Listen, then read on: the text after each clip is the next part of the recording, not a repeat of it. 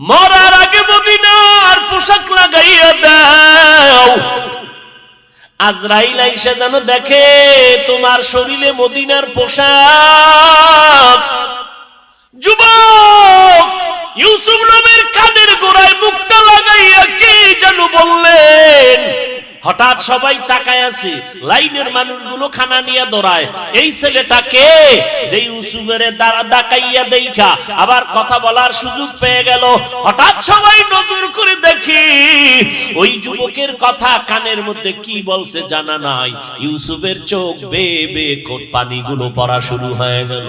ডাক দিয়া কয়, কর্মচারীরা আমার এই ভাইজানের কম দিবি না, যা চায় মজার মতো দিয়া দাও, ব্যাগ দিয়া প্যাকেট করে দাও, যত চায় তত দাও, যত চায় তত দাও, মেহমানদারিতে যেন কোনো দুর্বলতা না আসে। আমার আল্লাহ জানায় দিলেন ইউসুফ মানুষের অন্তরে একটা সন্দেহ হয়ে গেল।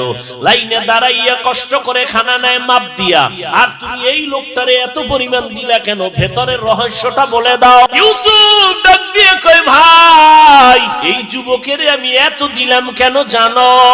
আমি তো সেই এতিম, আমি সেই অসহায় ইউসুফ। আজকে 40 বছরের উপরে হইল বাবার চেহারা দেখতে পারি। দুনিয়াতে আসার পর যেই বছর আমি দুনিয়াতে আসছি তার পরের বছর আমার ছোট ভাই বিনিয়ামিন জমিনের মধ্যে আসছে। আমার আম্মা জান একই বছরের আগামাথায় 2 বাচ্চা দেওয়াতে আমার আম্মা জান দুনিয়া থেকে বিদায় হয়ে গেল। মা বলিয়া ডাক দেওয়ার কেউ নাই। আব্বা জান আমারে বড় আদর করতেন, রাতের বেলা পাশে নিয়ে ঘুমাইতে। মাঝে মাঝে খালা আমারে আদর করছেন, কিন্তু আমার 10 ভাইয়ের ভিতরে হিংসার জন্ম হলো, সহ্য করতে পারল না। আমার ভাইয়ার আমার বাবাকে উল্টা পাল্টা বুঝাইয়া খেলার বাহানা কইরা আমারে নিয়ে গেল। আমার বাবায় দরজা দিয়া তাকাইয়া আছে, আমার ইউসুফেরে তোরা কই নিয়ে যাও। আমারে বাইরাই না আমার বাবার নজরের যখন আড়াল হয়ে জঙ্গলে ঢুকলো, এইবার আমারে ভাইরা মারধর শুরু করলো। এক ভাই মারার পরে আর এক ভাই কয় তুই মার, এইভাবে মারতেছে আর বলে এখন তোরে কোন বাবায় ফিরাবে। আমি কান্না করে বলছি, ভাই আমার কি দোষ বলো, আমি তো তোমাদের বিরুদ্ধে কিছু বলি না। এইভাবে মারতে মারতে আমার বড় ভাই ইহুদা ও বলে আর মারিস না, সহ্য করতে পারি না। কারণ বড় ভাই ছোট ভাইয়ের প্রতি কলিজা ভাঙ্গা মোহাব্বত, এইটা যদি ছোট ভাইরা বুঝতো কোনোদিন বড় ভাইয়ের সাথে বেয়াদবি করতো না। অনেক ফ্যামিলিতে বড় ভাই লেখাপড়া করতে পারে না, ছোট ভাইরা অনেক লেখাপড়ার সুযোগ পায়। কারণ দেখা যায় বাবা মা বুড়া হয়ে গেছে, এখন যদি বড় ভাই লেখাপড়া করে কামাই রুজি করার কেউ নাই। বড় ভাই কয় না বাবা তুমি কষ্ট করিও না, আমি কামাই রুজি করি, লেখাপড়া বেশি করা লাগবে না, আমার ছোট ভাইরে পড়াই। এইবার বড় ভাই কামাই কইরা বাবারেও খাওয়ায় মায়েরে খাওয়ায়, ছোট ভাইয়ের লেখাপড়ার খরচ দেয়। কিন্তু নিমুখারাম ছোট ভাই লেখাপড়া কইরা চাকরি নিয়া টাকা পয়সা নিয়ে কত ঈদের আনন্দে বাড়ি যায়, মার্কেট করে, বড় ভাইয়ের খোঁজ নেয় না। ইউসুফ নবী বলতেছেন আমারে কুয়ার মধ্যে যখন ফেলে দিল, আমার শরীরের পোশাক খুলতেছে, রশি লাগাইতেছে, তখন আমার কেউ নাই। অন্ধকার কূপের ভিতরে, জঙ্গলের ভেতরে, যেই কূপের পানি বড় নাপাক, সাপ বিচ্ছুর করত। আমার ভাইয়ের আমার জামা কাপড় খুলিয়া এরপরে যখন রশিতে বেঁধে কূপের মধ্যে ফালায়, কি নিচে যাওয়ার পরে উপর দিয়া রশিটা কেটে ফেললো। ওদিকে আমার আল্লাহ ডাক দিয়ে কয় জিবরাইল জলদি করে যাও, জান্নাতি পোশাক আমার ইউসুফের পরায় দাও, আর ওই কূপের নাপাক পানি যেন ইউসুফের গায়ে না লাগে, একটা জান্নাতি পাথর তার পায়ের নিচে ধরে দাও। ইউসুফ নবী বলে আমি নিচে গিয়ে একটা পাথরের উপরে দাঁড়াইলাম, জান্নাতি পোশাক গায়ে পরলাম। ওখান থেকে আমার ভাইরা চলে গেল, কিন্তু কেউ আমার খবর নেয় না। অন্ধকার কূপ, কিন্তু আল্লাহর কুদরত, আমি ইউসুফের আমার মাওলা এত সৌন্দর্য দান করছে। অন্ধকার দিয়ে চলতে কোনো বাতি লাগে না, ইউসুফের চেহারায় আলোকিত হয়ে যায়। অন্ধকার খুব ভালো হয়ে গেল আমার চেহারায়, কিন্তু আমারে ফালাইয়া বাইরা চলে গেল, খবর নাই। এখন আমি কেমনি উঠবো? ওখানে বসে আছি, চোখের পানি সারি, আমার বাবায় না জানি বেহুশ হয়ে গেল।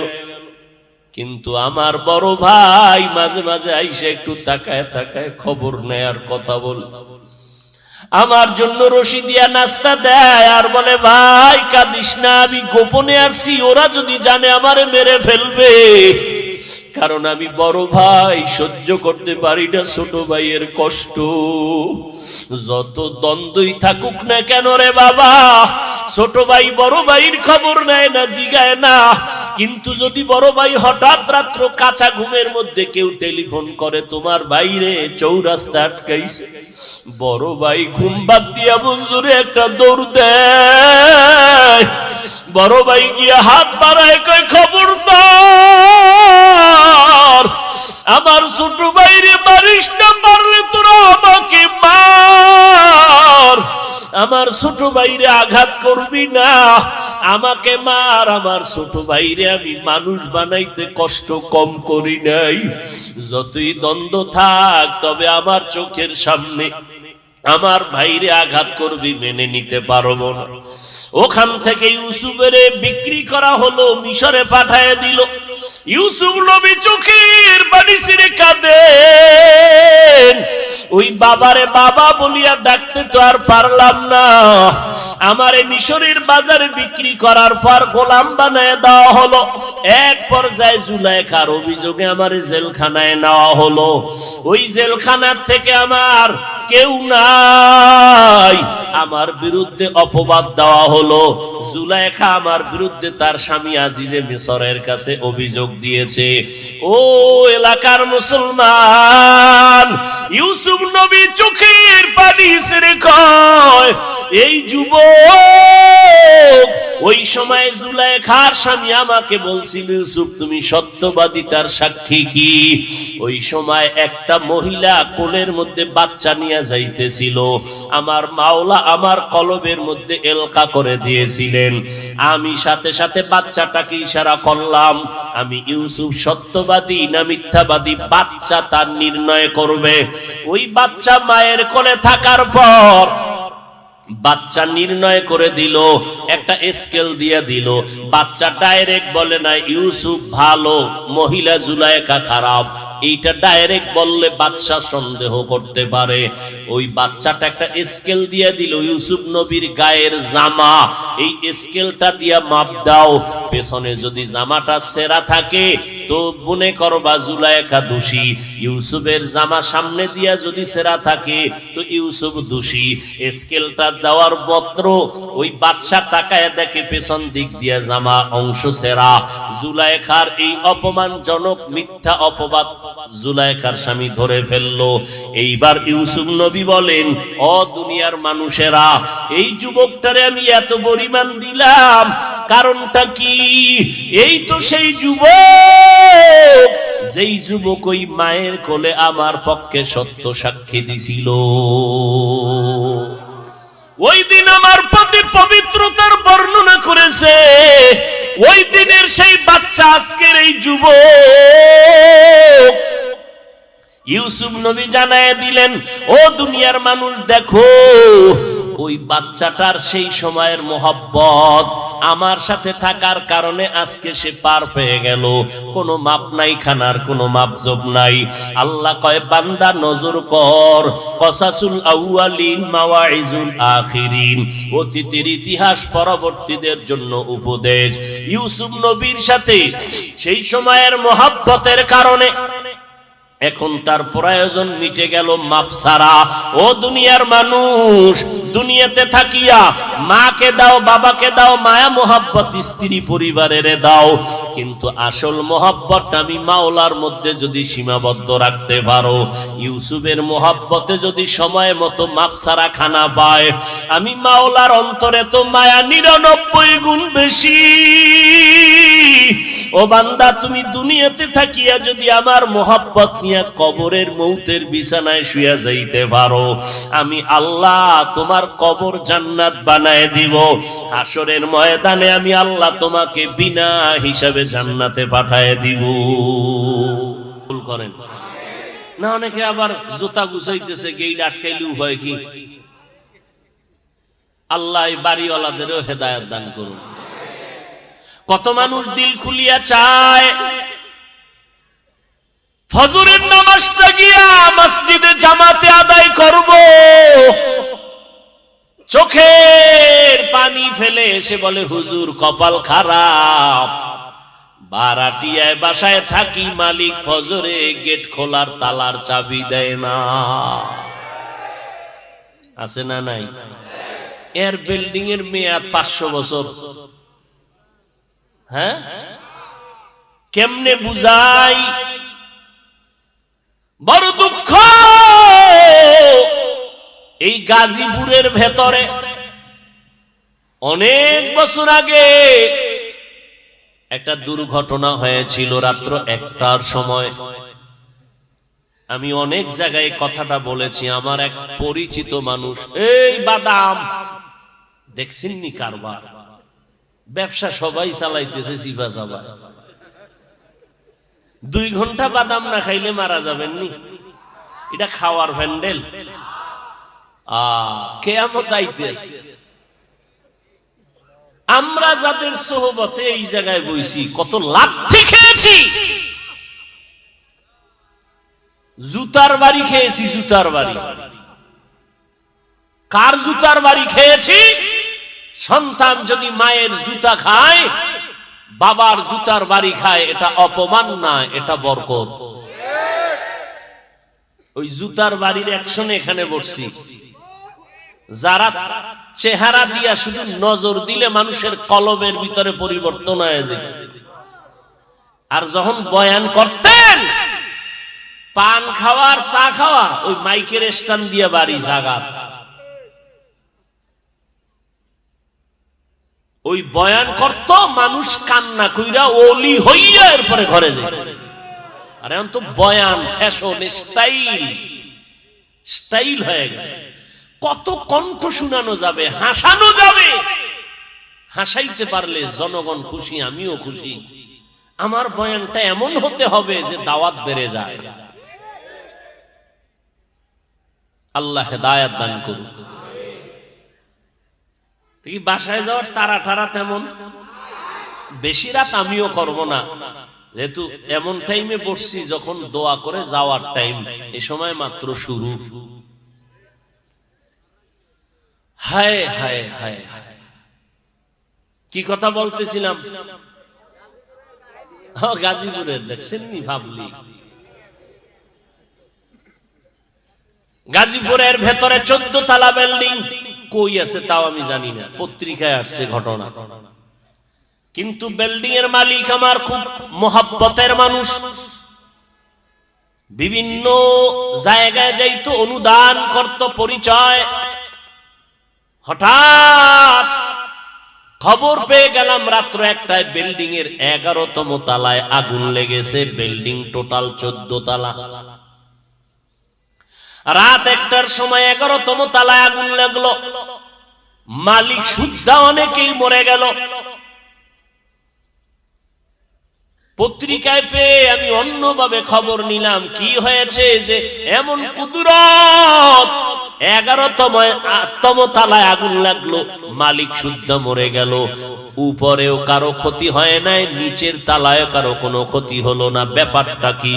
খবর নিতে গিয়া গোপন ভাবে জেনে দেখলাম রাত্র 1টার সময় ওখানে নারীদের ল্যাংটা নাচ গানার মদের আড্ডা চলতেছিল।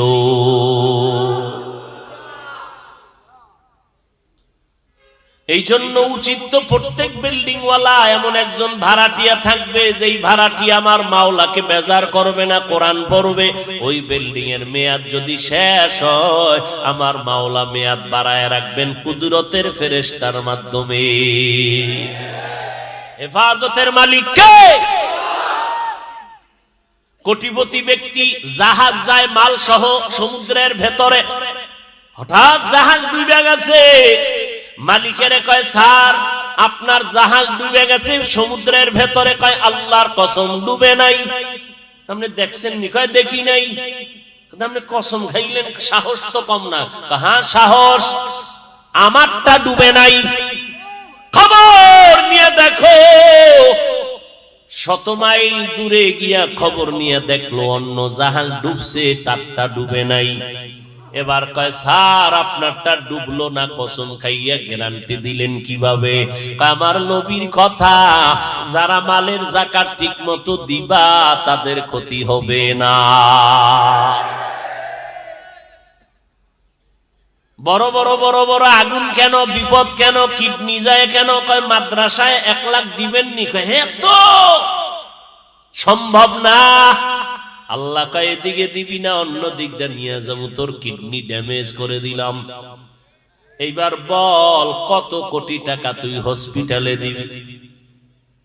এদিকে দিবি না, এবার ওদিকে দিবি। মাওলার সাথে চালাকি।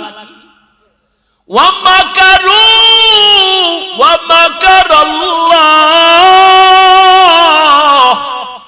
ওয়াল্লাহু খায়রুল মাকিরিন।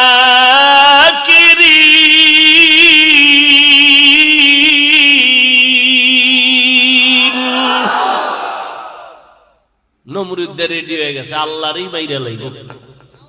আল্লাহরে মারলে ঝামেলা শেষ। একেবারে তীর তীর নিয়ে বাঁশ দিয়ে সিঁড়ি বানাইছে, উপরে গিয়া তীর মারছে। মাহলায়ও লাইনটা খুলে দিছে। একটা প্রাণীর গায়ে লাগছে, রক্ত লাগছে, নিচে দেখ মাইরা লাইছি খোদারে, এই যে রক্ত। সেই নমরুদের আমার আল্লাহ মারলেন ফেরেশতা দিয়া। হ্যাঁ, একটা অসুস্থ মশার সাথে জুতা মোবারক। কত কবিরাজ, কত ডাক্তার, মাথা গরম ঠান্ডা হয় না। হঠাৎ করে জুতার সাথে মাথার মোলাকাত হয়ে গেল, হিমেল হয়ে গেল। নমরুদ কয় জুতার ভিতরে এত বরকত আমি জানি না, বান্ধিয়া দে মাথায়। এত বরকত জুতার ভেতরে জানি নাই। এবার জুতা মাথায় লাগায় ঠান্ডা। কেমন সান কপাল যে জুতা লাগাইলে চান্দি ঠান্ডা হয়ে যায়। ভাইরা আমার, কিছু মানুষ আছে না, পানি খাইবেন, ডাব দিবেন না, মাথা ঠান্ডা। কি বিড়ি কি আছে না? নাই। হ্যাঁ, বিড়ি টানতেছে, চান্দি, ধোঁয়া, চোখ লাল হয়ে গেছে, নাকে দিয়া ধোঁয়া, কানে দিয়া ধোঁয়া, মুখে দিয়া ধোঁয়া। কুয়াশার ভিতরে কিচ্ছু দেখা যায় না, হাম্মকরে দেখা যায়। আছে না নাই? আল্লাহ হেদায়েত দান করুন। এবার নমরুদ বলে জুতার বাড়ি দিলে মাথা ঠান্ডা। কে দিবে? কয় কর্মচারীরা কো বেতন দিয়ে, ওর কাজই হলো জুতার বাড়ি দেবে, টাকা নিবে। কর্মচারীরা ইখা কয় রে, নমরুদ ডাক দিয়া কয় তুই যত জোরে বাড়ি মারবি বেতন বাড়ায় দিবে।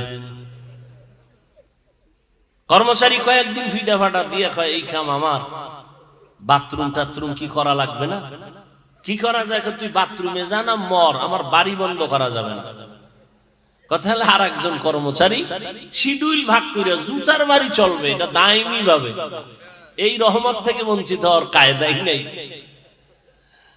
জুতার বাড়ি বন্ধ করা যাবে না। মাওলার মাইর, হ্যাঁ, আমার মাওলা পাকের মাইর কত কঠিন। টাকা দিবি না মাদ্রাসায়, হঠাৎ দেখবি ঘরে আগুন, দোকানে আগুন, ডাকাতি। নাই নাই নাই নাই নাই, আল্লাহ কয় তোরে নাই বানায় দিলাম। আবার এই লাইনে বহু আল্লাহর বান্দা আছে, আমরা তাদের ভালো করে জানি চিনি। কষ্ট করিয়া ব্যবসা করে, অর্থ ও মন অনুযায়ী সাধ্য মতো দান করে। যখনই চায় হুজুর আমি দিলাম 50। এই জন্য দেখা যায় করোনার ভেতরে চাকরিওয়ালার চাকরি নাই, ব্যবসায়ীর ব্যবসা নাই, একটা মাদ্রাসাও বন্ধ হয় নাই। কার কুদরত? আমার মাওলার। ওই মাওলাকে চিনো, ওই মাওলার সাথে সম্পর্ক জোড়ায় দাও, তাহলে তুমি দুনিয়াতেও কামিয়াব, আখিরাতেও কামিয়াব। এই জায়গায় সম্পর্ক যেই পরিমাণ রাখবা, পরকালে সেই পরিমাণ ব্যবহার পাইবা। ইউসুফ নবী অর্থমন্ত্রী হইয়া চেয়ারে বসলেন। কোথায়? আমরা বাংলাদেশে কোন দেশ? মিশর। অর্থমন্ত্রী হইয়া এইবার দুর্ভিক্ষ শুরু হয়ে গেল, দেশ বিদেশ থেকে মানুষ আয় রেশন নিতে। ইউসুফ নবী বসে আছেন, কর্মচারীরা খানা দেয়, লাইনে দাঁড়ায় দাঁড়ায় মানুষ ব্যাগ ভরে ভরে মাপ দিয়া খানা দেয় নিয়ে যায়। হঠাৎ ইউসুফ নবী তাকায় দেখলেন একটা যুবক, ওর হাতে কোনো ব্যাগ নাই, ও দাঁড়ায় দাঁড়ায় শুধু ইউসুফ নবীর চেহারাটা দেখতেছে। লাইনে দাঁড়ানো একজন একজন আসতেছে, ও কাছে আসতেছে, তবে ওর নজরটা খানার দিকে না, ওর নজর ইউসুফের দিকে। শানি দাকে বুয়াদ মানন্দে দিদা শুনি দাকে বুয়াদ মানন্দে দিদা ওয়া ইউসুফরা শুনিদা। ইউসুফ রে যে দেখছে আর যে শুনছে সমান নি, কোনদিন সমান না। যুবকটা লাইনে আসতে আসতে যখন নাম ডাক পড়লো, তার সিরিয়াল সামনে কেউ নাই। এবার যুবক কিছু নিবানি কয় না, ব্যাগ কই? কয় ব্যাগ নাই। কথা তুমি দাঁড়ায় রইছো এত কষ্ট, আমি একটু ইউসুফ নবীর সাথে কথা বলবো। তো ইউসুফ নবীরও নজর লাগছে না লাগে নাই? ও টার্গেটে বইরে গেছে। এই কর্মচারী ছাড়ো, অন্য লোকগুলোরে দাও। যুবক ইউসুফ নবীর কানের গোড়ায় মুখটা লাগাইয়া কি যেন বললেন। হঠাৎ সবাই তাকায় আছে, লাইনের মানুষগুলো খানা নিয়ে দৌড়ায়। এই ছেলেটাকে যে ইউসুফের ডাকাইয়া দেখা আবার কথা বলার সুযোগ পেয়ে গেল। হঠাৎ সবাই নজর করে দেখি ওই যুবকের কথা কানের মধ্যে কি বলছে জানা নাই। ইউসুফের চোখ বেয়ে বেয়ে পানিগুলো পড়া শুরু হয়ে গেল। ডাক দিয়া কয়, কর্মচারীরা আমার এই ভাইজানের কম দিবি না, যা চায় মজার মতো দিয়া দাও, ব্যাগ দিয়া প্যাকেট করে দাও, যত চায় তত দাও, যত চায় তত দেও, মেহমানদারিতে যেন কোনো দুর্বলতা না আসে। আমার আল্লাহ জানায় দিলেন ইউসুফ। মানুষের অন্তরে একটা সন্দেহ হয়ে গেল, লাইনে দাঁড়াইয়া কষ্ট করে খানা নেয় মাপ দিয়া, আর তুমি এই লোকটারে এত পরিমাণ দিলা কেন? ভেতরের রহস্যটা বলে দাও। ইউসুফ ডাক দিয়ে কয়, ভাই এই যুবকের আমি এত দিলাম কেন জানো? আমি তো সেই এতিম, আমি সেই অসহায় ইউসুফ। আজকে 40 বছরের উপরে হইল বাবার চেহারা দেখতে পারি। দুনিয়াতে আসার পর যেই বছর আমি দুনিয়াতে আসছি, তার পরের বছর আমার ছোট ভাই বিনিয়ামিন জমিনের মধ্যে আসছে। আমার আম্মা জান একই বছরের আগামাথায় 2 বাচ্চা দেওয়াতে আমার আম্মা জান দুনিয়া থেকে বিদায় হয়ে গেল। মা বলিয়া ডাক দেওয়ার কেউ নাই। আব্বা জান আমারে বড় আদর করতেন, রাতের বেলা পাশে নিয়ে ঘুমাইতে। মাঝে মাঝে খালা আমারে আদর করছেন, কিন্তু আমার 10 ভাইয়ের ভিতরে হিংসার জন্ম হলো, সহ্য করতে পারল না। আমার ভাইয়ার আমার বাবাকে উল্টা পাল্টা বুঝাইয়া খেলার বাহানা কইরা আমারে নিয়ে গেল। আমার বাবায় দরজা দিয়া তাকাইয়া আছে, আমার ইউসুফেরে তোরা কই নিয়ে যাও? আমারে বাইরাই না। আমার বাবার নজরের যখন আড়াল হয়ে জঙ্গলে ঢুকলো, এইবার আমারে ভাইরা মারধর শুরু করলো। এক ভাই মারার পরে আর এক ভাই কয় তুই মার, এইভাবে মারতেছে আর বলে এখন তোরে কোন বাবায় ফিরাবে। আমি কান্না করে বলছি, ভাই আমার কি দোষ বলো? আমি তো তোমাদের বিরুদ্ধে কিছু বলি না। এইভাবে মারতে মারতে আমার বড় ভাই ইহুদা ও বলে আর মারিস না, সহ্য করতে পারি না। কারণ বড় ভাই ছোট ভাইয়ের প্রতি কলিজা ভাঙ্গা মোহাব্বত। এইটা যদি ছোট ভাইরা বুঝতো, কোনোদিন বড় ভাইয়ের সাথে বেয়াদবি করতো না। অনেক ফ্যামিলিতে বড় ভাই লেখাপড়া করতে পারে না, ছোট ভাইরা অনেক লেখাপড়ার সুযোগ পায়। কারণ দেখা যায় বাবা মা বুড়া হয়ে গেছে, এখন যদি বড় ভাই লেখাপড়া করে, কামাই রুজি করার কেউ নাই। বড় ভাই কয় না বাবা তুমি কষ্ট করিও না, আমি কামাই রুজি করি, লেখাপড়া বেশি করা লাগবে না, আমার ছোট ভাইরে পড়াই। এইবার বড় ভাই কামাই কইরা বাবারেও খাওয়ায়, মায়েরে খাওয়ায়, ছোট ভাইয়ের লেখাপড়ার খরচ দেয়। কিন্তু নিমক হারাম ছোট ভাই লেখাপড়া কইরা চাকরি নিয়া টাকা পয়সা নিয়ে কত ঈদের আনন্দে বাড়ি যায়, মার্কেট করে, বড় ভাইয়ের খোঁজ নেয় না। ইউসুফ নবী বলতেছেন, আমারে কুয়ার মধ্যে যখন ফেলে দিল, আমার শরীরের পোশাক খুলতেছে, রশি লাগাইতেছে, তখন আমার কেউ নাই, অন্ধকার কূপের ভিতরে, জঙ্গলের ভিতরে। যেই কূপের পানি বড় নাপাক, সাপ বিচ্ছুর গর্ত। আমার ভাইয়ের আমার জামা কাপড় খুলিয়া এরপরে যখন রশিতে বেঁধে কূপের মধ্যে ফালায়, কি নিচে যাওয়ার পরে উপর দিয়া রশিটা কেটে ফেললো। ওদিকে আমার আল্লাহ ডাক দিয়ে কয়, জিবরাইল জলদি করে যাও, জান্নাতি পোশাক আমার ইউসুফের পরায় দাও, আর ওই কূপের নাপাক পানি যেন ইউসুফের গায়ে না লাগে, একটা জান্নাতি পাথর তার পায়ের নিচে ধরে দাও। ইউসুফ নবী বলে, আমি নিচে গিয়ে একটা পাথরের উপরে দাঁড়াইলাম, জান্নাতি পোশাক গায়ে পরলাম। ওখান থেকে আমার ভাইরা চলে গেল, কিন্তু কেউ আমার খবর নেয় না। অন্ধকার কূপ, কিন্তু আল্লাহর কুদরত, আমি ইউসুফের আমার মাওলা এত সৌন্দর্য দান করছে। অন্ধকার দিয়ে চলতে কোনো বাতি লাগে না, ইউসুফের চেহারায় আলোকিত হয়ে যায়। অন্ধকার খুব ভালো হয়ে গেল আমার চেহারায়, কিন্তু আমারে ফালাইয়া ভাইরা চলে গেল, খবর নাই। এখন আমি কেমনি উঠবো? ওখানে বসে আছি, চোখের পানি সারি, আমার বাবায় না জানি বেহুশ হয়ে গেল। কিন্তু আমার বড় ভাই মাঝে মাঝে আইসা একটু তাকায় তাকায় খবর নেয়ার কথা বল, আমার জন্য রশি দিয়া নাস্তা দেয়, আর বলে, ভাই কাঁদিস না, আমি গোপনে আসছি, ওরা যদি জানে আমারে মেরে ফেলবে। কারণ আমি বড় ভাই, সহ্য করতে পারি না ছোট ভাইয়ের কষ্ট। যত দ্বন্দ্বই থাকুক না কেন রে বাবা, ছোট ভাই বড় ভাইয়ের খবর নেয় না, জিগায় না। কিন্তু যদি বড় ভাই হঠাৎ রাত্র কাঁচা ঘুমের মধ্যে কেউ টেলিফোন করে, তোমার ভাইরে চৌরাস্তা আটকাইছে, বড় ভাই ঘুম বাদ দিয়া মঞ্জুরে একটা দৌড় দেয়। বড় ভাই গিয়া হাত বাড়ায়, কয়, খবরদার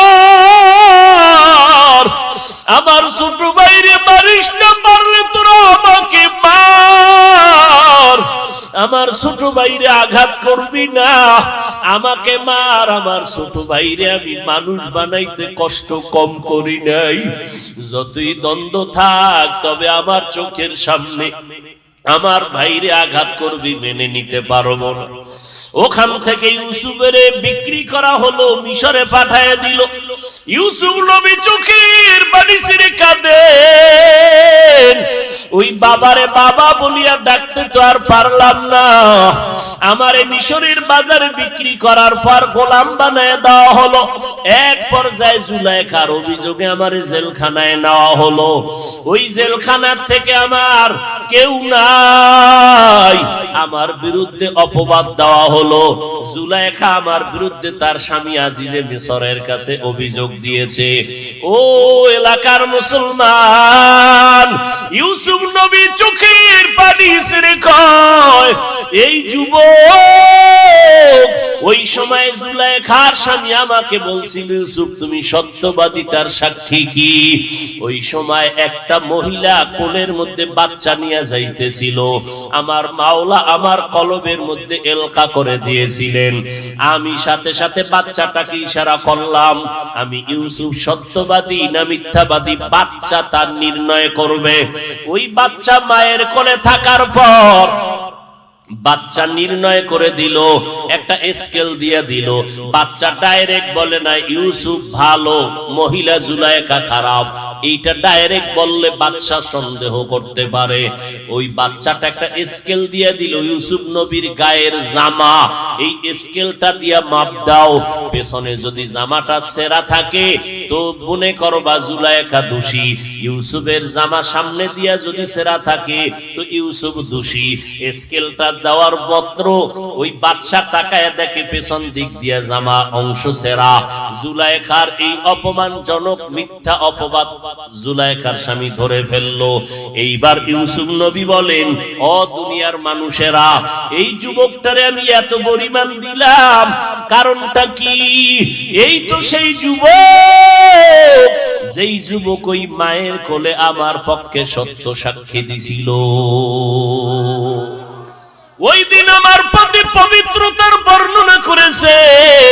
ওই দিনের সেই বাচ্চা আজকের এই যুবক। ইউসুফ নবী জানায় দিলেন, ও দুনিয়ার মানুষ দেখো, ওই বাচ্চাটার সেই সময়ের মোহব্বত আমার সাথে থাকার কারণে আজকে সে পার পেয়ে গেল। কোনো মাপ নাই, খানার কোনো মাপজব নাই। আল্লাহ কয়, বান্দা নজর কর, কসাসুল আউয়ালিন মাওয়াইজুল আখিরিন, অতীতের ইতিহাস পরবর্তীদের জন্য উপদেশ। ইউসুফ নবীর সাথে সেই সময়ের মোহব্বতের কারণে এখন তার প্রয়োজন মিটে গেল মাপ ছাড়া। ও দুনিয়ার মানুষ, দুনিয়াতে থাকিয়া মাকে দাও, বাবাকে দাও, মায়া মোহাব্বত স্ত্রী পরিবারের দাও, কিন্তু আসল মোহাব্বত আমি মাওলার মধ্যে যদি সীমাবদ্ধ রাখতে পারো, ইউসুফের মোহাব্বতে যদি সময় মতো মাপ ছাড়া খানা পায়, আমি মাওলার অন্তরে তো মায়া 99 গুণ বেশি।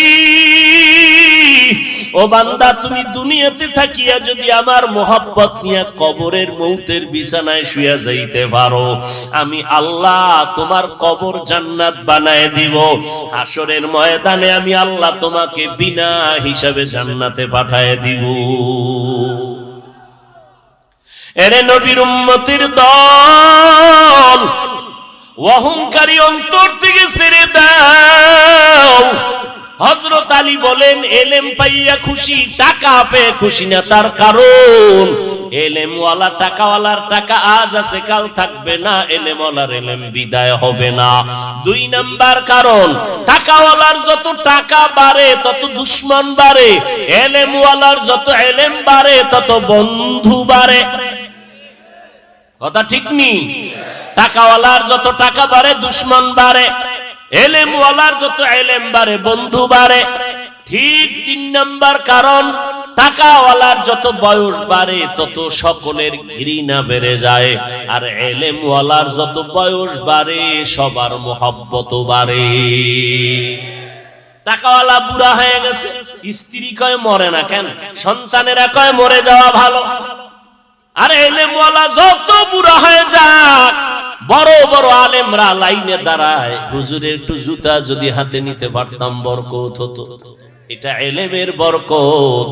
এই মজলিসটাও তো এলেমের মজলিস, এই জন্য এত দাম। খানা নাই, ঘুম নাই, এরপর মানুষ ঠান্ডার ভিতরে দুর্বল বিছানায় বসে আছে, একমাত্র এলেমের মোহাব্বত আর বরকত। আল্লাহ কষ্টকে নাজাতের জরিয়া বানায় দেন, হেদায়েতের জরিয়া বানায় দেন। এরে যুবক, আল্লাহ তাআলা বলেন, আলিফ লাম মিম যালিকাল কিতাবু লা রাইবা ফি, এটা এমন একটা কিতাব যার মধ্যে কোনো ভুল আছে? কোনো ভুল? ওই আলেম কেন বলল কোরআনে জাল আছে? এ তো করোনার আগের না, ইদানিং বলছে, এই কয়েক মাস আগে মাত্র বলে কোরআনে ভেজাল। বলে কেমন? হাদিসের থেকেও বেশি। আরো জোরে বলেন। কই দেশের মানুষ তো ঘুমাইতেছে, খবরও নাই। আল্লাহ সারাইছে, দেওবন্দিওয়ালারা যদি এর কিছু কইতো, দুইয়া লাইতো ওই জাতিরা। আল্লাহ হেদায়েত দান করুন। হায় হায়, কালেমা কুফরি কোন দেওবন্দিওয়ালারা বলে নাই। নবীরা ভুল করেছিলেন, আল্লাহ ভুল করাইছিলেন, কোন দেওবন্দিরা বলে নাই। কোরআনে জাল আছে, কোন দেওবন্দিরা বলে নাই। বেশি নফলে ইবাদত লাগে না, কোন দেওবন্দিরা বলে নাই। এরপর সব দোষ হলো দেওবন্দিদের। মাদ্রাসা বন্ধ করার জন্য পায় তারা চলছে। আল্লাহর কসম, যে বাতি আমার আল্লাহ জ্বালাইছেন এটা নিভাইতে পারবে না, বরং যারা নিভাইতে যাবে তারা নিজেরাই নিভে যাবে। এর প্রমাণ আছে না নাই? নাম ঠিকানা শুদ্ধ প্রমাণ আছে। আল্লাহ হেদায়েত দান করুন। আল্লাহ বলেন হুদাল্লিল মুত্তাকিন, কোরআন হলো হেদায়াত, যারা আল্লাহকে ভয় করে মুত্তাকিনদের জন্য কোরআন হেদায়াত।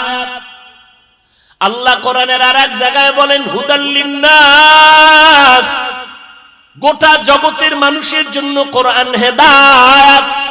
ও যুবক, আমার মাওলার কোরআনটা আজকে দুঃখ, ঘরে কোরআন আছে কিন্তু জানো না কোরআন কি জিনিস, খুলিয়া দেখলাও না। আমার মাওলার কোরআনটা সিনায় লাগাও, সিনা ঠান্ডা হয়ে যাবে। আমার মাওলার কোরআন তাকায় দেখো, চোখ ঠান্ডা হয়ে যাবে। আমার মাওলার কোরআন পড়ো, জেহেন ক্লিয়ার হয়ে যাবে। ওই কোরআনের সাথে সম্পর্ক লাগাও, কোরআন ওয়ালাদের সাথে সম্পর্ক তৈরি করে নাও। এরে নবীর আশিকের দল, ওই কোরআনের তালিম চলছে কোথায়? আজ মাদ্রাসাগুলোর ভেতরে। ওই কোরআন ওয়ালাদের সাথে সম্পর্ক লাগায় দাও, কারণ আল্লাহর নবী বলেন কিয়ামতের দিন এক বান্দার ব্যাপারে আল্লাহর ফয়সালা, এর জাহান্নামের হ্যান্ডকাপ লাগাইয়া এর জাহান্নামে নিয়ে যাও। যখন যাবে ফেরেশতারা টানতে টানতে নিয়ে যাবে, আল্লাহর বান্দা বারবার পেছনে তাকাবে। আল্লাহ বলবে ফেরেশতা দাঁড়াও, এই লোকটা বারবার পেছনে তাকায় কেন? ফেরেশতারা বলে জানি না। দাঁড়াও, কেন তাকায় জানো? আমি মাওলার রহমতের দিকে আশায় আশায় তাকায়। তাহলে একটু রহম করেন না। তা কেমনে করি? আমল নামাটা একটু তদন্ত করো তো, দেখো তো জীবনে কোরআন শরীফ পড়ছেনি? ফেরেশতারা তদন্ত করে দেখবে জীবনে কোরআন পড়ে নাই। আল্লাহ কোন তদন্তে জিরো। আল্লাহ বলবে খুঁজো, কোন কোরআন ওয়ালার সাথে সম্পর্ক আসেনি। খুঁজতে খুঁজতে দেখবে নাই। এবার আমার আল্লাহ শেষ বলবে দেখ, এই বান্দার এমন কোন বন্ধু আসেনি যার সাথে কোরআনওয়ালার সম্পর্ক। হঠাৎ খুঁজে দেখবে হ্যাঁ, এই বান্দার একটা বন্ধু আছে কোরআনওয়ালার সাথে সম্পর্ক। আল্লাহ বলবে এর বরকতে আমি জান্নাত দিয়া দিলাম। এরে আল্লাহর বান্দারা, হিন্দুদের ধর্ম আলাদা, আদর্শ আলাদা, বৌদ্ধদের ধর্ম আলাদা, আদর্শ আলাদা, খ্রিস্টানদের ধর্ম আলাদা, আদর্শ আলাদা। আমাদের ধর্ম কি আলাদা না এক? আমাদের তোমার ধর্ম ইসলাম, তোমার আমার ধর্ম এক, আল্লাহ এক, কাবা এক, কোরআন এক, হাদিস এক।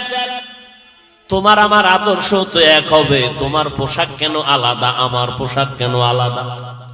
যুবকেরা বলো বাবা, যদি বলো তোমার পোশাকটাই সঠিক, দলিল দাও, আমরাও তোমার মতো পোশাক পরি।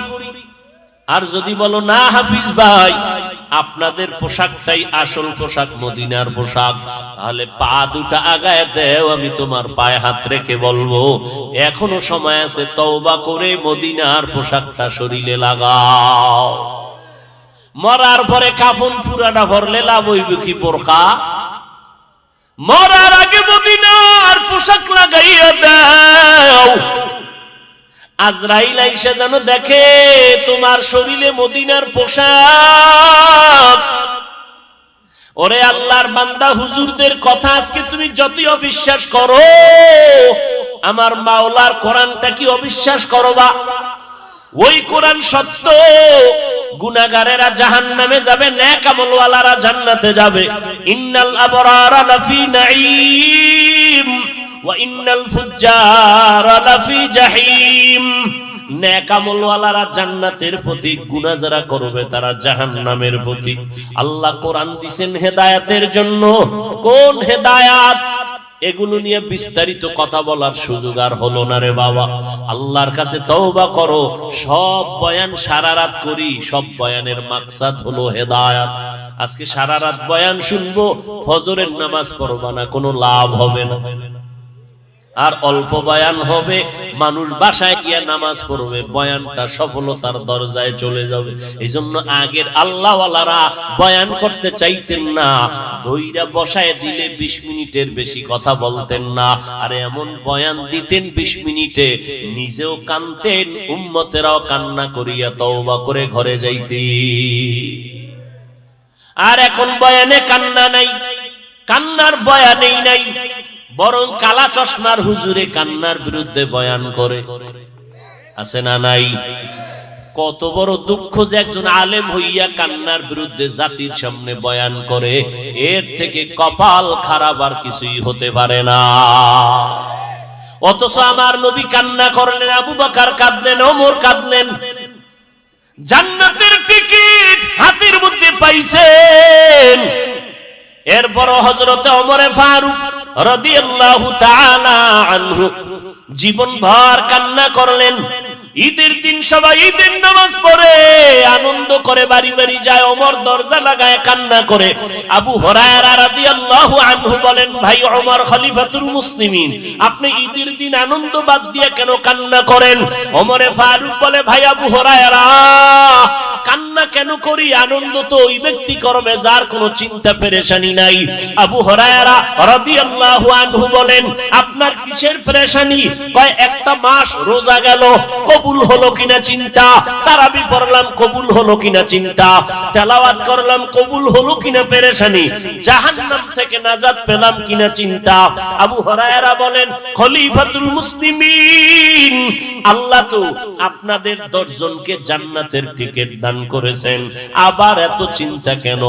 ওমর ফারুক কান্না করে বলে, ভাই, যেই আল্লাহ জান্নাতের টিকিট দান করেছেন, ওই আল্লাহ যদি আমার কোনো কাজে বেজার হয়, ওই টিকিট আবার ক্যান্সেল হয়ে যেতে পারে। হযরত ওমর কান্না করেন আর বলেন, আমার আল্লাহ যদি ঘোষণা দিয়ে দেয় কিয়ামতের ময়দানে সব মানুষগুলো জাহান্নামে যাবে, একটা মানুষ জান্নাতে যাবে, আমি ওমর আশা করতেছি সেই জান্নাতি মানুষ আমি ওমর হতে পারি। পক্ষান্তরে আমার আল্লাহ যদি রাগ করে ঘোষণা দিয়ে দেয় সব মানুষগুলো জান্নাতে যাবে, আজকে একজন মানুষ জাহান্নামে যাবে, আমি ওমর বড় ভয় পাই সেই জাহান্নামী আসামি আমি হয়ে যাই নাকি। কি পরিমাণ আমার আল্লাহর আযাবের ভয়!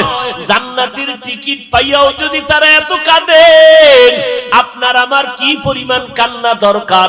যেইভাবে নামাজ পড়া দরকার পারলাম না, যেইভাবে জিকির করা দরকার পারলাম না, যেইভাবে নামাজ পড়লে আল্লাহ খুশি হবে ওইভাবে তো নামাজ হলো না জীবনে, যেইভাবে তেলাওয়াত করলে আমার আল্লাহ খুশি ওইভাবে তেলাওয়াত করতে পারলাম না। আল্লাহ ইলম দান করেছেন, ইলমের হক যেইভাবে আদায় করা দরকার পারলাম না। সন্তানের হক আদায় আমি ব্যর্থ, স্ত্রীর হক আদায় আমি ব্যর্থ, ভাইয়ের হক আদায় ব্যর্থ, আজকে ইবাদতের হক আদায় আমি ব্যর্থ। এই ব্যর্থ অবস্থায় আমি যদি আল্লাহর হাজিরা দিতে আল্লাহর দরবারে রওনা দেই, আল্লাহ বলবে, ব্যর্থ জীবন নিয়ে তুমি জাহান্নামে চলে যাও, জান্নাতের ময়দানে তোমার কোনো জায়গা নাই। এই জন্য এমন একজন আল্লাহওয়ালা পাবেন না যে সারা জীবন কান্না করে নাই। এত আমলের পরেও কেন কাঁদছেন? আমার আল্লাহর আযাবের ভয়। আপনার আমার কি পরিমাণ কান্না উচিত, অথচ কপাল খারাপ, নিজেও কাঁদি না, কেউ যদি কান্না করে তাও পছন্দ করি না। এরে নবীর উম্মতের দল, আমার নবীও যদি কাঁদেন কেন কান্না করবারে বাবা? দুনিয়ার ঘরে আগুন লাগলে পানি ছাড়া যেমন ঠান্ডা করা যায় না, গুনার কারণে জাহান্নামের আগুন, মদিনার নবী বলেন চোখের পানি ছাড়া জাহান্নামের আগুন ঠান্ডা হবে না। আল্লাহর কাছে তওবা করো রে বাবা। এখনো যারা মাওলার কোরআনটা চোখ দিয়ে তাকাইয়া দেখতে পারো না, এর যুবক, এখনো কোরআনটা পড়তে পারো না, এরে বাবা, অনুরোধ করি তওবা করো। এশার নামাজের পরে